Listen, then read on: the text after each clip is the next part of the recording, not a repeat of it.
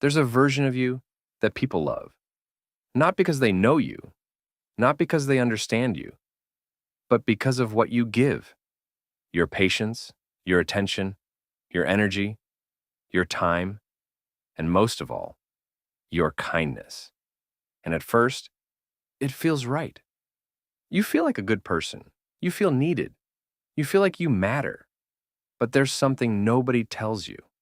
Kindness can quietly destroy you. Not all at once. Not in a dramatic way, but slowly, subtly, over time. Because the problem isn't kindness itself. The problem is what your kindness is attached to. Because a lot of what people call kindness isn't kindness at all. It's fear. Fear of being disliked. Fear of being rejected. Fear of being alone. So you adjust yourself. You soften your opinions. You say yes when you want to say no. And you don't even notice you're doing it. You just tell yourself, I'm a good person. But deep down, you know something feels off. Because real kindness doesn't feel heavy. Real kindness doesn't drain you. It doesn't make you question yourself. It doesn't leave you lying awake at night replaying conversations. But people-pleasing does. And most people don't realize they've crossed that line. Because on the outside, it looks the same. You're still smiling, still helping, still showing up. But inside, you're tired. You're stretched thin. You're starting to feel resentment you can't explain. And that's the moment everything starts to shift. Because when kindness comes from fear, you don't give. You trade. You give your time, hoping they'll value you. You give your energy, hoping they won't leave. You give your silence, hoping it avoids conflict.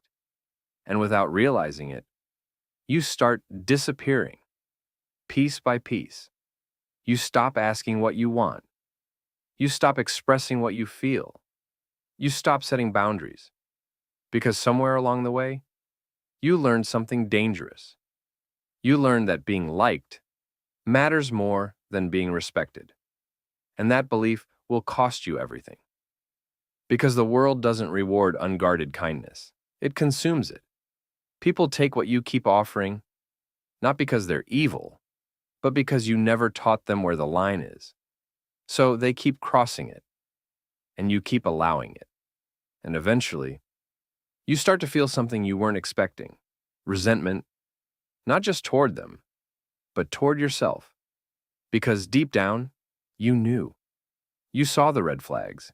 You felt the imbalance. You noticed how one-sided it was. But you ignored it, because being kind felt safer than being honest. And that's where it breaks you. Because every time you betray yourself to keep the peace, you lose a little more of who you are. And the worst part, people don't even see it. They just see someone who's always there, always available, always willing. They don't see the internal cost, the exhaustion, the anxiety, the quiet frustration building underneath. They don't see how much it's taking from you. Because you trained them not to. You trained them that you'll always be okay, even when you're not. And over time, that becomes your identity. The strong one, the understanding one, the one who never complains. But here's the truth most people avoid. That version of you is not strong. It's suppressed. Because real strength isn't always giving. Real strength is knowing when to stop. It's saying no without explaining yourself. It's standing in discomfort instead of running from it. It's letting people be upset with you and not trying to fix it. And that's where most people break. Because when you start setting boundaries, things change. People react differently. Some pull away. Some get frustrated. Some try to guilt you. And in that moment, you'll feel like you're doing something wrong. But you're not.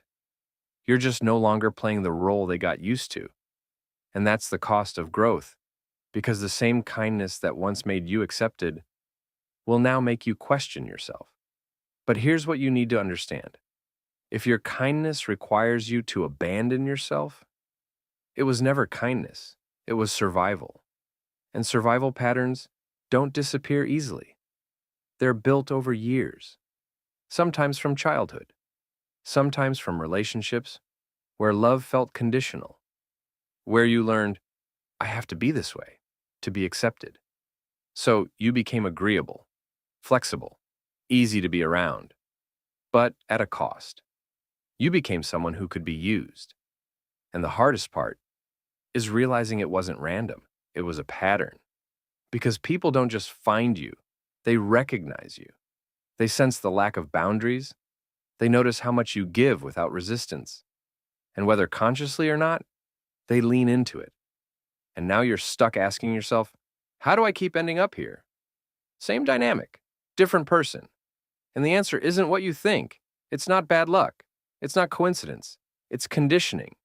Because when you don't protect your energy, you attract people who will use it. And that doesn't stop until you change. Not them, you. Because the moment you stop overgiving is the moment your entire life shifts.